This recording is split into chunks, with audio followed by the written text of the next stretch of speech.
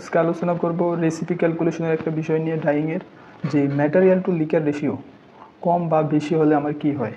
যে আপনার কাছে দুইটা মেশিন আছে একই কোম্পানির, একটা হলো গিয়া ম্যাটেরিয়াল টু লিকার রেশিও হলো 1:10, আর একটা মেশিন আছে যেটা ম্যাটেরিয়াল টু লিকার রেশিও 1:5।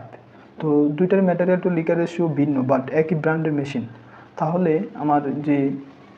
আমার যে কেমিক্যাল কি বেশি লাগবে না কম লাগবে, এখন ম্যাটেরিয়াল টু লিকার রেশিও বেশি হইলে আমার ভালো না কম হইলে ভালো, সেই বিষয়টি আজকে আমরা আলোচনা করবো। এটা অত্যন্ত গুরুত্বপূর্ণ একটা বিষয়। তো দেখুন, স্যাম্পল ওয়েট মানে আমার যে ফেব্রিকটা আমি ডাইং করবো, ধরুন সেটাই স্যাম্পল ওয়েট আমার 50 কেজি। এখানে আমি স্যাম্পল ওয়েট 50 কেজি রাখছি।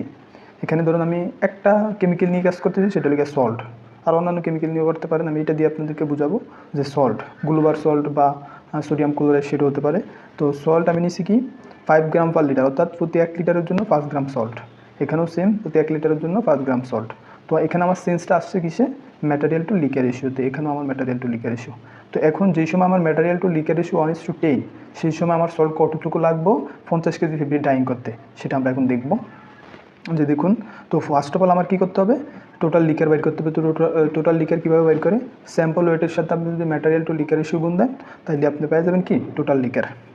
যদি আপনারা এই বিষয়টা রেসিপি ক্যালকুলেশনের বিষয়টা না বোঝেন, আমার চ্যানেলে একটা ভিডিও আছে রেসিপি ক্যালকুলেশন নিয়ে, সেটা আপনারা যদি দেখেন খুব ভালোভাবে বুঝতে পারবেন।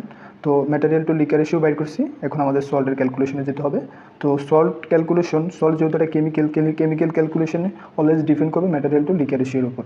তো material to liquor ratio total liquor into liquor করতো আমার সল্ট নিচে করতো ফার্স্ট ডিভাইডেড 1000, মানে 1000 আসছে কিসারে, একদম প্রতি এক লিটার মিনস কি 1 লিটার সমান কি 1000 ml।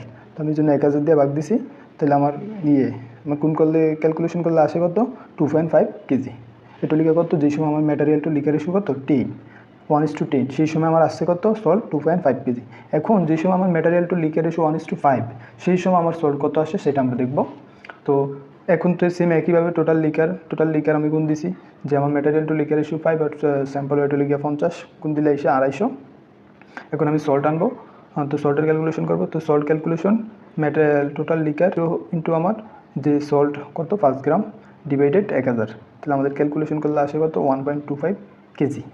তো যেই সময় আমার ম্যাটেরিয়াল টু লিকার রেশিও 1:10, সেই সময় আমার সল্ট লাগতেছে কত 2.5 কেজি।